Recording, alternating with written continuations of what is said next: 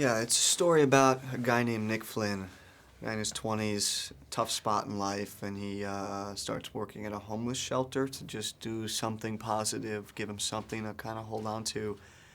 And then one day in walks his dad looking for a bed, who he hasn't seen in 20 years. And all of a sudden, the only good thing in his life, this shelter, is now a place of conflict, and it's about their story, father and son.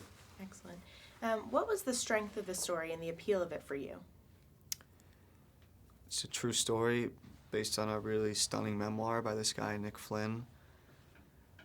I think to watch a young man have to deal with the loss of his mother and his father now all of a sudden showing up in his life, wanting to know about his father, being angry at his father at the same time, dealing with coping through alcohol and addiction, and then making the choice to say, whoa, like, I'm gonna end up like my parents or worse if I don't do something good for myself.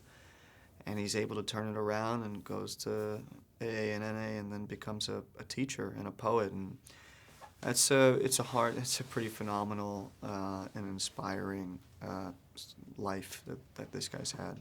Absolutely. You're playing a real-life person in being Flynn. Did you spend time with Nick Flynn, and if so, how did that impact your portrayal?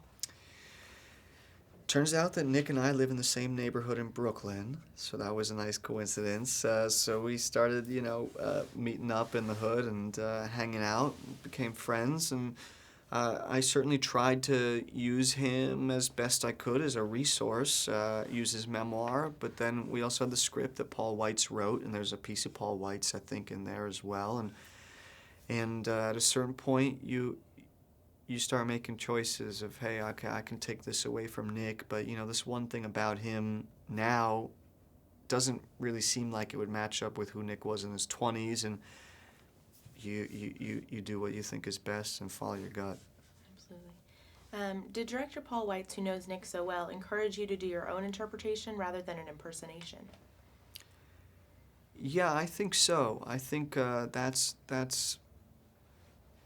my job, is to be as truthful as possible with the experience that the character Nick is going through in any given scene and in the film.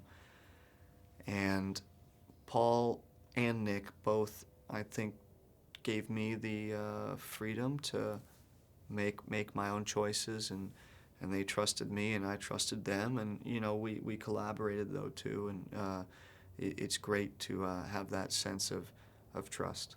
Excellent. What's it like working with an icon like Robert De Niro, especially in emotionally intense scenes?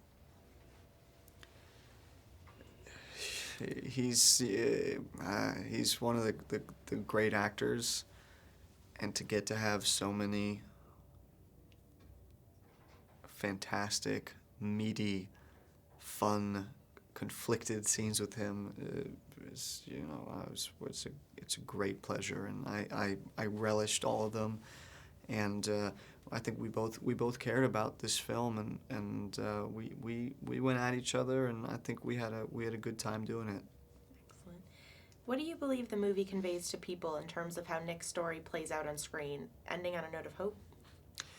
I think so. I think it's a tough journey. I think there's some laughs to be had in the film, but I think it's a tough journey. I think ultimately, though, what Nick is able to do with his life and sort of turn this tough go at it into a beautiful piece of writing, I think it's hopeful. I think it's inspiring, and I also think it's not candy coated. It's not like they become best friends or something. But you have to just learn and understand. Okay, this is what I have to deal with, and now it's up to me to be okay with that, or to not engage with it, or and it's kind of was his choice, and I think he was able to make the right one.